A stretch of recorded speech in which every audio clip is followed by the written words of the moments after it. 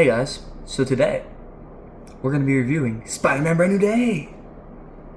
Yeah, my hair's really bad, honestly, y'all. I didn't prepare for this video as much as I could have. I don't know, the glasses make me look stupid or not, guys. These are my glasses from Far From Home. I found them on a desk of someone else's. And I picked them up, and now they're mine. They're pretty cool.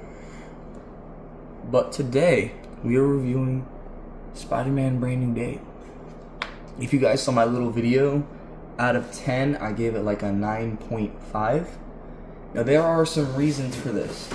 I'm going to start with the good reasons and why it's a 9.5.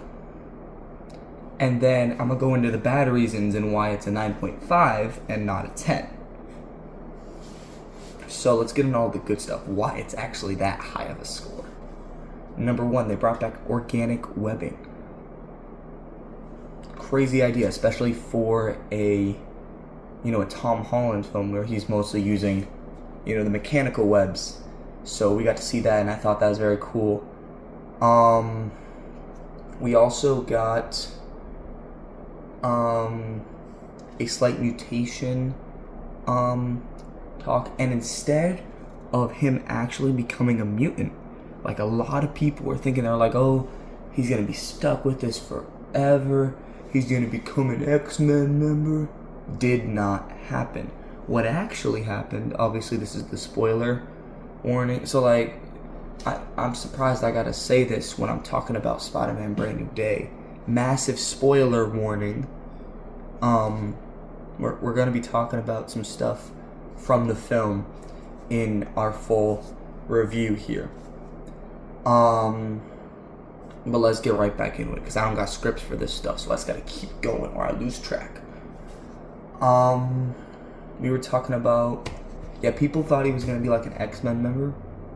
That didn't happen. I love that didn't happen. I love that he's kind of his own thing, and he uses, like the reason he mutates is because of his trauma. It's kind of like how in Spider-Man 2, Tom Maguire loses his ability to shoot webs because of his trauma.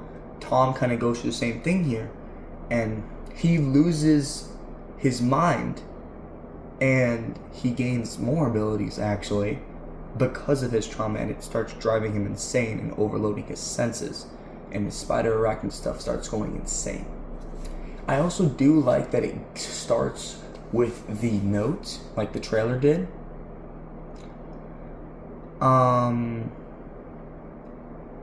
I did miss a few scenes in the movie. I went to the bathroom for about 5 minutes, so there are a few scenes I missed. So I might do a rewatch on a different website, or I will be rewatching the movie when it comes on streaming, like I usually do for good films like this. I usually watch it once in the theaters, once on streaming, and then I watch it a third time in a marathon of sorts with my buddies. I did the same thing for Deadpool. I watched it once when it came out in theaters. I watched it again when it came on streaming. I watched it again for the marathon, and then I watched it again in an airplane. 4 times actually. So another movie I love, like this one, got that kind of support. Yeah, I like that. I also really like The Punisher. Some people had dumb complaints, like, well, we don't know much about The Punisher. Well, there's a whole 2 seasons and a special you could watch to figure all that out. And there's a whole show known as Daredevil, which is canon, and you could watch that too. All the Sony shows have been made canon now. Every single one, including Iron Fist, no matter how much you hate it. So you should go watch them. All of them right now. So if your complaint about Punisher is that you don't know enough about him, it's because you haven't watched enough Marvel. Punisher is probably one of the best written characters in Marvel, and he's probably one of my favorite. I might even put him over Spider-Man. Yup.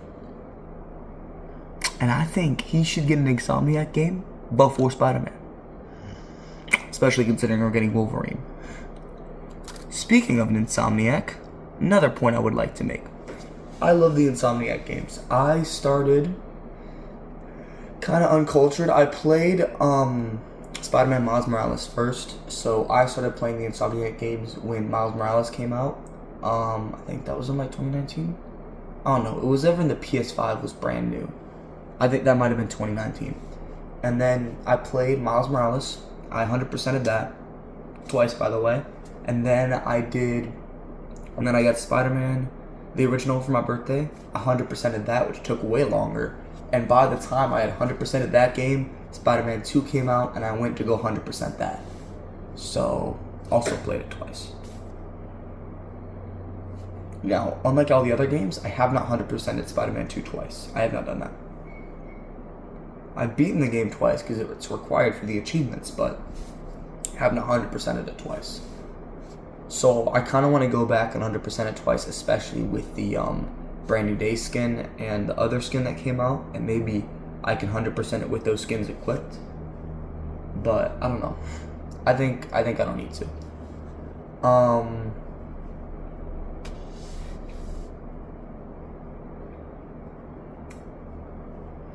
Alright, yeah, I just liked how much of Spider-Man Insomniac stuff was incorporated. We got to see Web Blossom against the Hand in the final fight. We got to see tons of jumping moves that were similar to the Insomniac games. If you actually watch the reviews that Tom Holland did, he talks about like how much he loves the Insomniac games and like how much he like treasures them. And it was really good. And also like, yeah, it's really good. There was so much there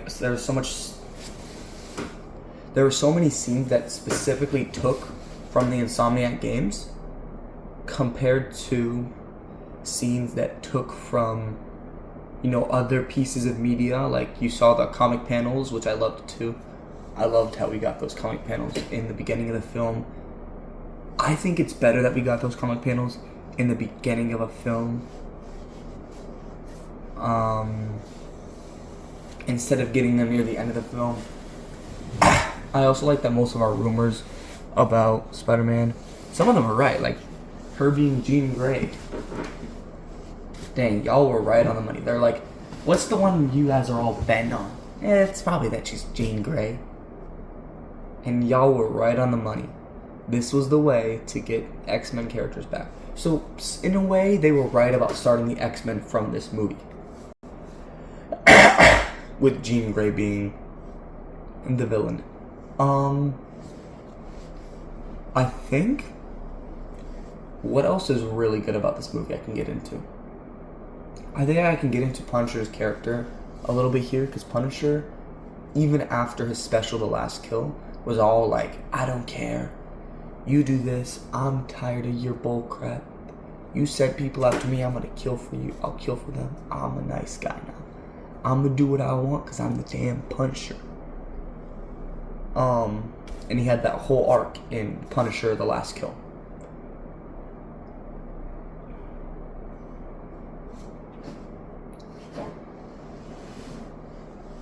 And I do think we could have had more character for what happened on Staten Island. Because I don't even know. Y'all can characterize me on what happened on Staten Island. I don't know what happened on Staten Island. I think we could make it more clear. I do like how they touch on it a lot, and I think it's kind of a funny... I think it's just a funny gag, and I think you can get past it. But the fact that we don't really get, like, that explanation of what happened there, that does leave off a 0.1 for me. That is what people should have said, instead of saying, oh, nobody knows who the Punisher is. Because are you serious? Talk about, like, one of the most loved characters of Marvel. Probably one of the only powerless characters to get so much love from Marvel. Well, there's Daredevil. There is Daredevil. That's true. There's a lot of powerless characters, actually. I changed my statement. There's a lot of powerless characters that get love in the Marvel community.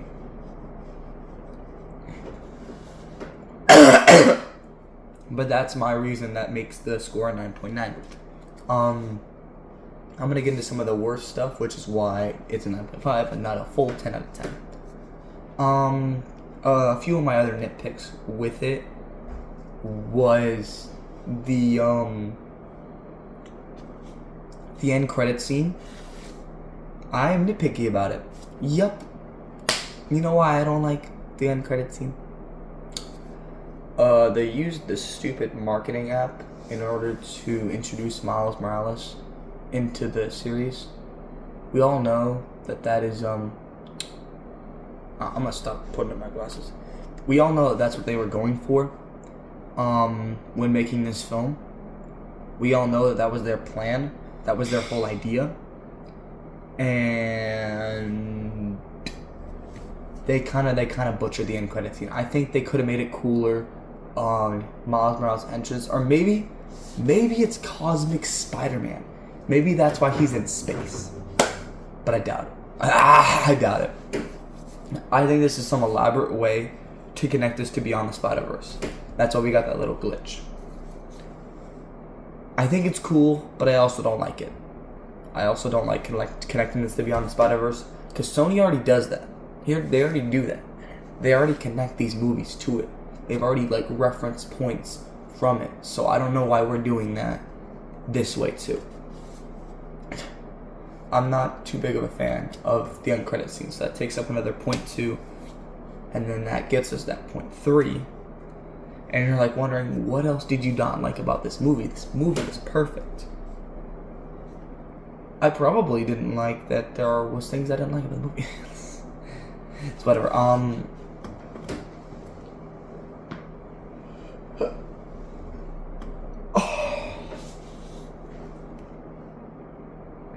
I kind of didn't like how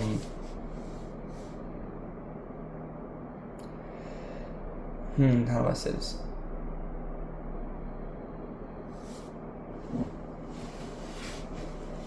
What am I trying to say here?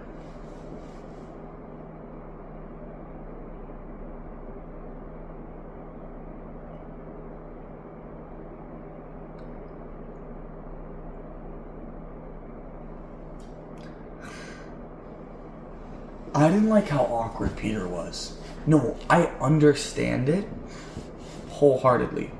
It's actually the same nitpick that I had with Obsession.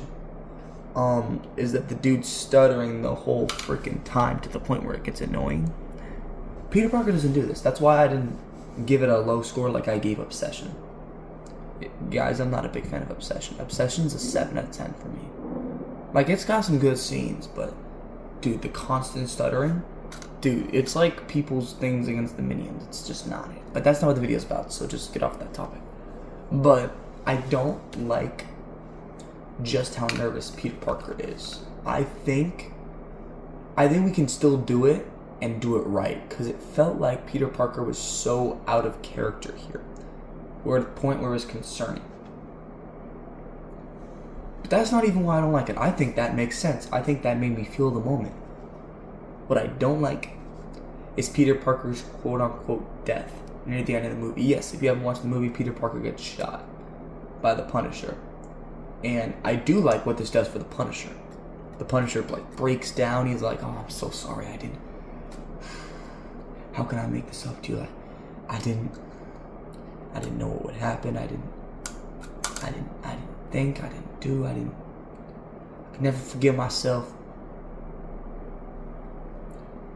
But the fact that Peter just shakes it off is insane. He's like, "Nah, it's okay. Yeah, I just got shot in the back by you. It's alright." What? That's the Peter Parker attitude. We got him back, but man, if I got shot in the back, I'll be like, "What are you doing?"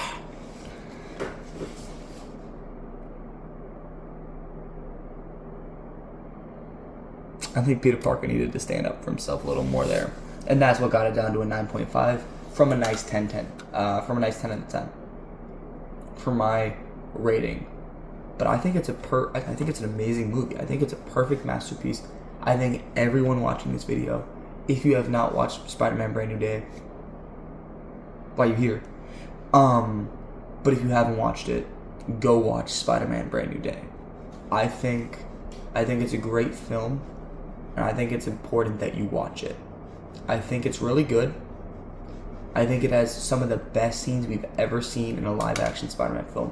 I think it is the best live-action Spider-Man film, but not the best Spider-Man film. The best Spider-Man film for me will always be Into the Spider-Verse. But the best live-action Spider-Man film? Yup. Yes, it is. And I'm not a LARPer. I've watched every single one. I haven't really watched all of TASM 2. I didn't finish TASM 2. TASM 2, from what I've seen of TASM 2, is pretty good. But it's not like the best movie ever. Right. It's not Brand New Day level. Brand New Day level is a whole new level. I think Brand New Day is over No Way Home. Yup, and I love No Way Home. It was my favorite Spider-Man movie at the time. I recently rewatched Homecoming when it came on Netflix. Homecoming's way better than I remember. Dude, I forgot about the subplot of him liking another girl. I forgot about that. Cause yeah, they slowly brought on the romance. Like, perfect. I personally like how MJ doesn't say yes to Peter. Because I like that. No, I love that. I love that instead of making everything feel worthless and they just get back together like nothing ever happened, she actually thinks, hey, I have no memories of you. I have no idea or no reason to love you. So why would I? Why would I fall for you if I know nothing about you? I love that. I love that, like,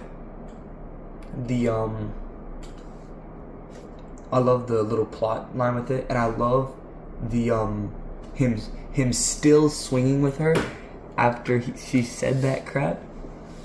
Bro, I try to stop myself from crying, bro. That is the saddest scene, and you love to see that in a Spider-Man movie.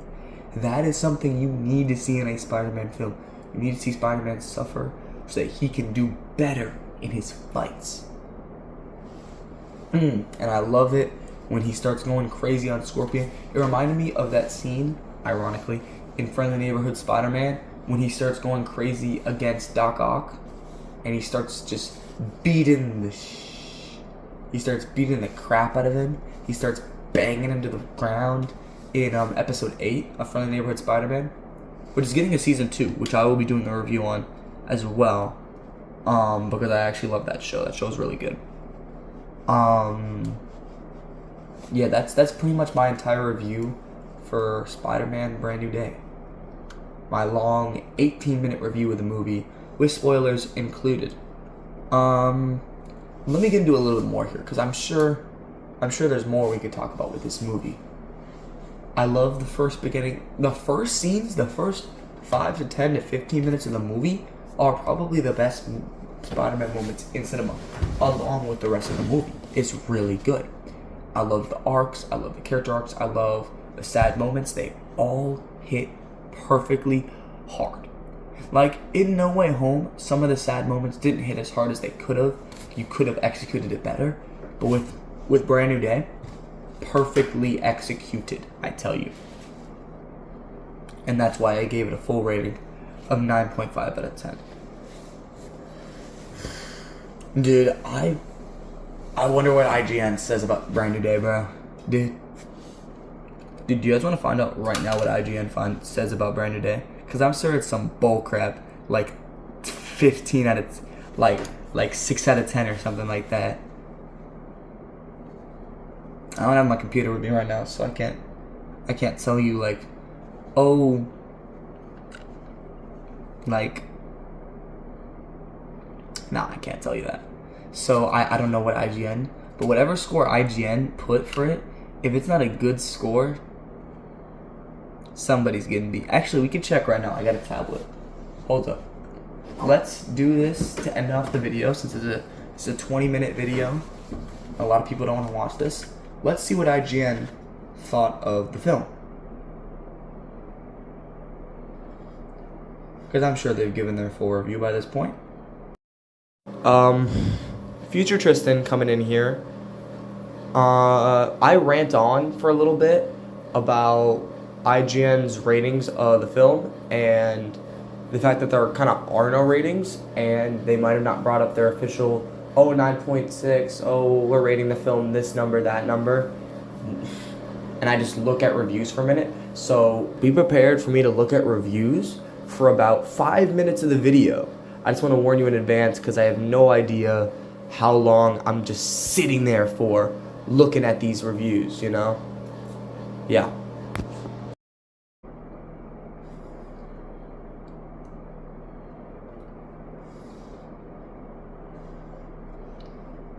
IGN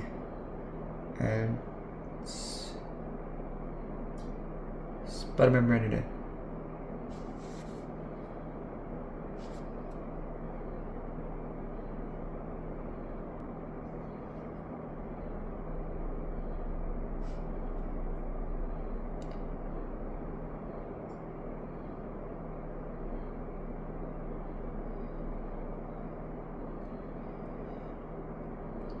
Oh, they have a whole thing. I just want your rating. Sorry, I just wanted their official rating. I don't care about why they did their rating. I mean, I do care about it if it's bad, but I don't really...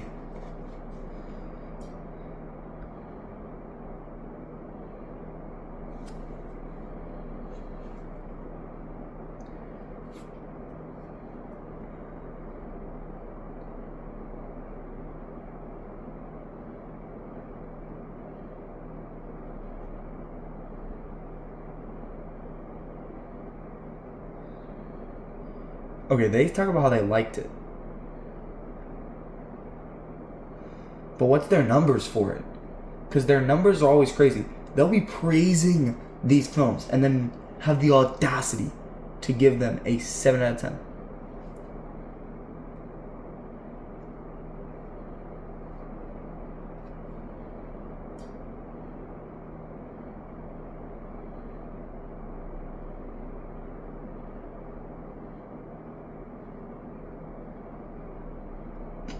This has got to be clickbait. They're saying it's Rage, bro.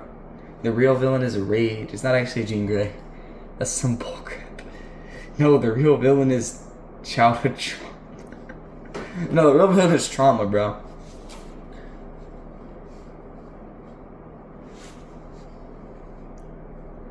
That's the real villain. Yeah, I don't know. IGN doesn't say their full review. You know what? It's because I'm saying review and not rating. Let's try that.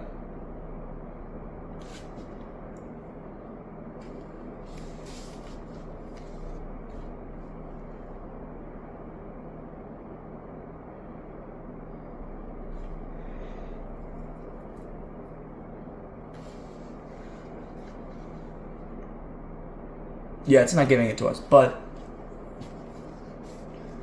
basically, IGN doesn't say much about the movie. Like all I'm seeing from IGN is they actually think this is a good movie. So it seems like IGN, for once, is on our side with our rating of this movie and it being quite an amazing masterpiece. I suggest you should watch it. I'm still not sponsored. Disney, Marvel, Sony, sponsor me. I will advertise the crap out of Spider-Man Brand New Day. Please. Even though I'm not monetized yet. That's gonna be the video, guys. I hope you enjoyed my official review of Spider-Man Brand New Day. And I hope you like, subscribe, leave a comment, and I'll see you guys in the next one, which will hopefully be a Dragon Ball Legends video.